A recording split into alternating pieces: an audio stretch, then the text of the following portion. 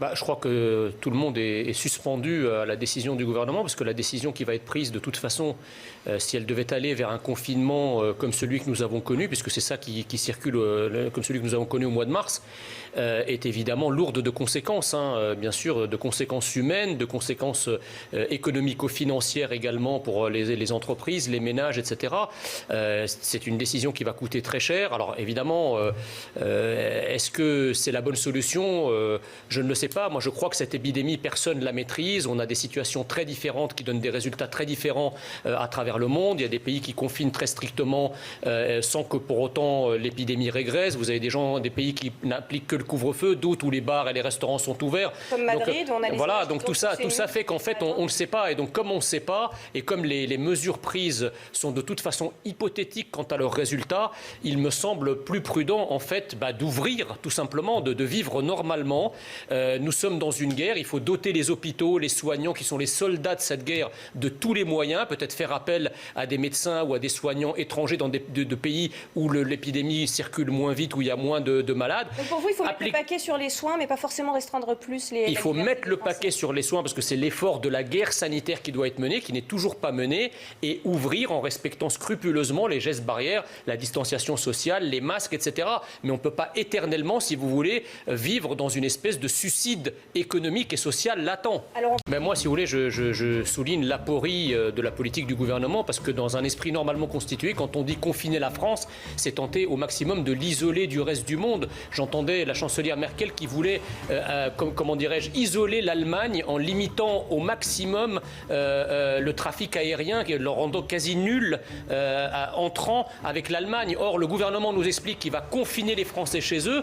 Donc, il y a effectivement une atteinte à la liberté de circulation qui peut être discutée dans le cadre de la crise sanitaire. Mais dans ce cas-là, il faut compléter ce raisonnement par un confinement du pays par rapport au reste du monde dans un contexte où nous avons des variants sud-africains, brésiliens, anglais. Je ne comprends pas pourquoi on laisse la libre circulation vis-à-vis du reste du monde et on restreint drastiquement la circulation à l'intérieur de la France. Le seuil va être dépassé d'acceptabilité de la part des Français. Je réagis juste par rapport à ce que disait Mme Guiraud, avec laquelle je suis en accord, en disant qu'effectivement, il y a aussi un problème de cohérence. C'est-à-dire, in fine, les Français pourraient accepter un troisième confinement, quel que soit d'ailleurs son degré, mais à la condition qu'on leur trace une route, qu'il y ait un espoir. Donc c'est exactement comme a fait Israël. Par exemple, Israël a confiné drastiquement. Pour vacciner rapidement. Exactement, aussi. Mais en même temps, il y a une véritable stratégie de vaccination massive pour faire en sorte que ce soit la der des der, si je puis me permettre, que le confinement soit le dernier confinement. Parce que là, en plus, il y a un mensonge éhonté de la part du gouvernement qui nous dit qu'il y a 1 million de personnes vaccinées. Ça n'est tout simplement pas vrai. Parce que pour être vacciné, il faut avoir les 2 doses. Or, combien aujourd'hui de Français ont reçu les 2 doses? Probablement 0. Donc il faut arrêter de nous dire qu'il y a 1 million de vaccinés. Ça n'est pas vrai. C'est un mensonge qui accrédite l'idée que le gouvernement fait. Alors bien sûr, il faut se féliciter que des gens aient eu la première dose, mais la stratégie vaccinale est largement en deçà des nécessités et du calendrier. Ce ne sont pas les armes qui blessent ou qui tuent. Ce sont effectivement ceux qui les utilisent, et ceux qui les utilisent, ils reçoivent des ordres. Donc il y a une chaîne, si vous voulez, d'outils qui est à la fois la police et la gendarmerie, qui sont les outils de la décision politique, et la police et la gendarmerie ont à leur disposition des armes dont ils se servent. Il ne faut pas tout confondre. Lorsque la police, effectivement, a fait usage des LBD, c'était au début du mouvement social contre les manifestations qui étaient les plus pacifiques. Bizarrement, lorsque le mouvement social des Gilets jaunes s'est radicalisé avec ce qu'on appelait les ultra-jaunes, les black blocs, etc., il y a eu de moins en moins de LBD qui étaient utilisés. Donc il ne faut pas tout confondre. Et moi, ce qui me gêne aussi, c'est que les LBD, contre le mouvement social, les Gilets jaunes des débuts, eh bien là, le gouvernement a dit haro sur la foule, open bar, tiré, etc. Il y a des traces très, très claires, il y a des évidences, des preuves évidentes très claires. En revanche, lorsque ces mêmes policiers, ces mêmes forces de police et de gendarmerie se retrouvent dans certains quartiers, dans certaines cités, où ils sont pris à partie, où les commissariats sont attaqués, bizarrement, il n'y a eu aucun tir de LBD, aucun usage même de la force, parce qu'ils reçoivent l'ordre de rester l'arme au pied. Donc le problème, ce n'est pas tellement les armes qui sont utilisées, le problème est un problème de doctrine, et la doctrine elle-même est politique en fonction des publics auxquels sont confrontés les forces de l'ordre. Et je ne veux pas de cette lecture politique qui voudrait que le gouvernement utilise une arme contre une manifestation sociale. Non, c'est pour du maintien de l'ordre. Sur des manifestations. Je pose la question parce que vous dites que ce n'est pas politique. Bien sûr que c'est politique. Quand il y a ces problèmes dans les cités, malheureusement, les policiers sont isolés, ils sont souvent en patrouille. Ils ont l'ordre, madame, de ne pas intervenir pour ne pas enflammer la situation.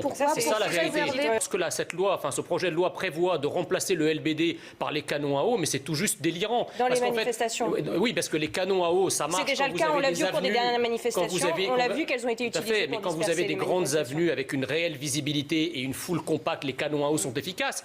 Mais quid lorsque les policiers se retrouvent acculés dans des rues, encerclés, etc. C'est-à-dire quoi? Qu'ils n'ont d'autre choix que de se carapater et de se laisser frapper et tirer dessus avec des pierres, etc. C'est incroyable. J'ai entendu que le représentant du laboratoire avait quitté la réunion organisée par l'Union européenne. Non mais vous vous rendez compte du camouflet? Alors ils l'ont démenti depuis, c'était pas dans le reportage, c'était Olivier Véran qui le disait, ils ont démenti depuis, ils disent non, on va à cette réunion cet après-midi.